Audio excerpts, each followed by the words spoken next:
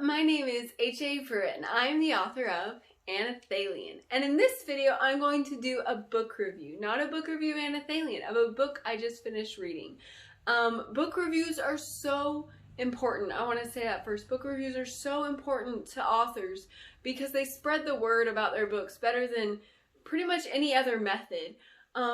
If readers read a book and they tell other readers about it, they're going to believe them rather than an ad or the author saying it's good. Readers believe other readers. And so if you read any book, please review it on Amazon, on Goodreads, on wherever you bought it from. Just tell your friends about it. Review books, please. And so today I'm going to review A Violent Hope by Ericka Clay. I don't know if you can see it really well. It's kind of got a heart on the front. The colors are purple and blue. Not on here. It's black and white here, but the actual book, the colors are purple and blue. It says A Violent Hope, and it has a heart on the front, a literal organ of a heart. And A Violent Hope by Ericka Clay is about Mack. The first 5 chapters in the book are focused on Mack and what goes on in Mack's life as he grows up. And then the rest of the book shifts the focus to tell about the people in Mack's life, specifically his mother, his wife, and his daughter. And A Violent Hope is, it very much shows readers how it shows readers hopeless hearts and how hope can come into those hearts.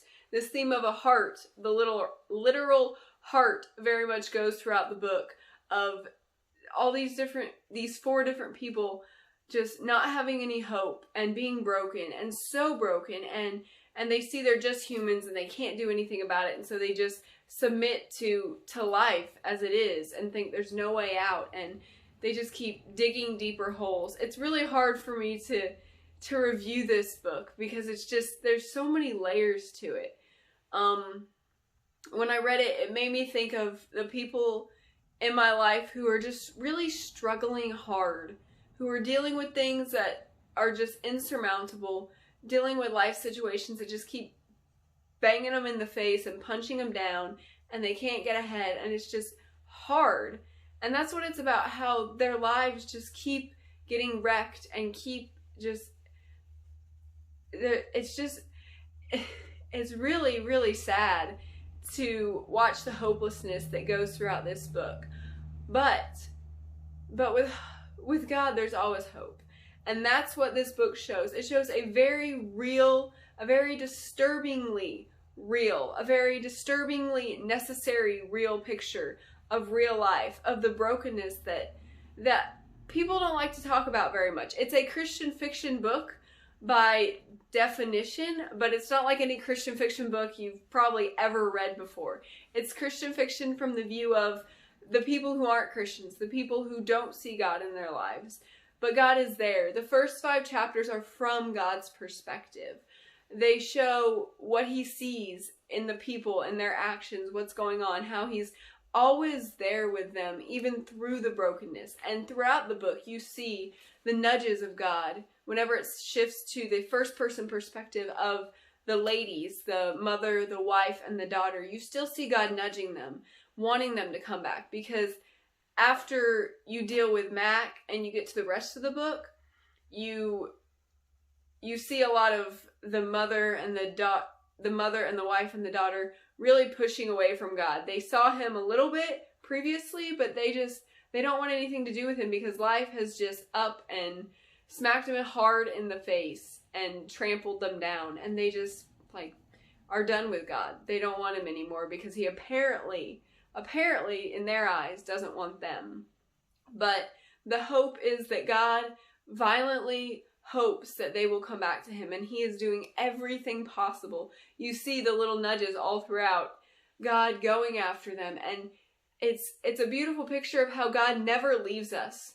Never ever leaves us. He always stays with us, no matter how far we go, no matter how far we run from him. He's always right with us, going after us, wanting us to just turn to him because he has hope for us. It's really, really a good picture of reality. It deals with hard things that that just Christians don't want to talk about. Christians don't talk about. Christians act like don't exist sometimes. We don't mean to, but we do. And it deals with those. Like I said, it reminds me of a lot of people in my life who are just, like, so far out there. And sometimes when I pray for them, I'm like, God, why can't you just, like, make them listen, you know? Why can't you just make them listen? But the book shows very much how God lets people come to him. He doesn't make them listen. How he lets the events in their lives come to a point where they're so broken, they finally recognize that they do need him. And then their hearts turn and they do want God genuinely instead of just being made to want God. And that's a great picture of how God works. How he doesn't make us do anything. He keeps telling us that he's right there if we would just reach out for him. I really like the pace and the language in this book. I think for any other book, it wouldn't have worked. But for this book, I mean, when you start reading, you just can't stop. The language is fast-paced. There's lots of sentence fragments, and usually I'm like a real stickler about that. But since it's in the first person, it really communicates the feeling well. The book keeps you reading because you want better for these guys' lives. And it's fast-paced, it keeps going. I also appreciated how, even though it's very real, some people have described it gritty, it doesn't have curse words. It does deal with subjects that may not be appropriate for innocent children, but they're real topics. Like, it's kind of like the Bible has killing in it, but still kids should read it. It's kind of like this book has some topics that you shouldn't do in your own life, but you should learn about in a safe way, I guess you could say. So just be warned of that there's some topics in there like drugs and abuse and things like that may not be suitable for younger kids and may surprise you a little bit. But it really portrays everything it goes out to portray really well. And also, if you ever wrote anyone off for falling into their sin, read this book. Read A Violent Hope. And that's all I'll say about it. So those are all the positive things about this book. It's a very good book. You should read it. A couple negative things. I don't think they were intentional at all, but I kind of got this feeling of feminism in it.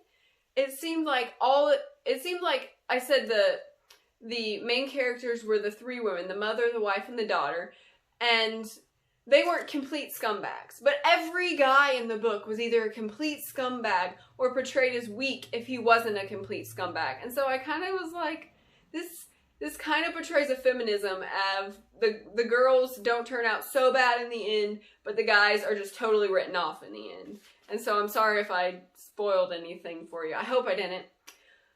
And another negative, it seemed kind of anti-church, and let me say, church folks can be judgmental, church folks can be nasty, church folks can be closed, and this book portrays that very well. But there is a side of church as it should be, as a family, as a body of believers, and the book doesn't show that for obvious reasons when you read it. But I don't want anybody to go into this book who doesn't know anything about God, and then read the book, and then be like, I'm never going to church, because if people are like that, forget them. If you don't know anything about God and you read this book, take a chance on churches. Go to different churches, because some churches are full of nasty, awful people, because we're all human, but some churches are very loving. I fortunately have been part of a very loving church family throughout my life when I've traveled to different churches. So they're out there. Good people who know they're just as human as you are. So those are the negatives, the feminist thing and the anti-church thing, which I don't think were intentional at all, but it just kind of seemed like that. And so overall, this book was a good book. It's a necessary book. You should read it. If you like just clean Christian fiction, like I said in a couple videos, I'm not really into the super feel-good, all fluffy nuggets, stuff like that. If you are into that, and you need a reality check, this book will give it to you. And if you're not into that, this book will be very good for your taste. I give it 4 stars because it's very real. It shows a real side of life that we all need to know and we all need to face. Like, it's really hard. The book was really hard. I read the last half all in one night, and I bawled and I bawled and I bawled. It's really good and it's really real. Okay, so I said that. I'll give it 4 stars. So Ericka Clay. Here is how to find the book A Violent Hope and how to find more about Ericka Clay. You can find A Violent Hope on Amazon, or you can go to Ericka Clay's website, ericcaclay.com, and find her book on there. You can find out more about Ericka Clay and her books on her website, ericcaclay.com. You can also follow her on Facebook and on Goodreads. And one last thing about A Violent Hope. 10% of the proceeds go to an organization called The Call in Northwest Arkansas that helps the Christian community help foster children. And so when you buy A Violent Hope, it's 10% of the proceeds are going to a very good cause. So if you read it, review it. If you read Anelthalien, review it. If you read any book, please review it on Amazon, on Goodreads, on whatever place you bought it from. Please review books. Please tell people about books. And please read books. So thank you for watching. Bye. Hi, if you want to know more about Anelthalien, please follow me on Instagram. Check out my Facebook page. Please subscribe to my YouTube channel or visit my website at HAPruitt.com. Thanks for watching.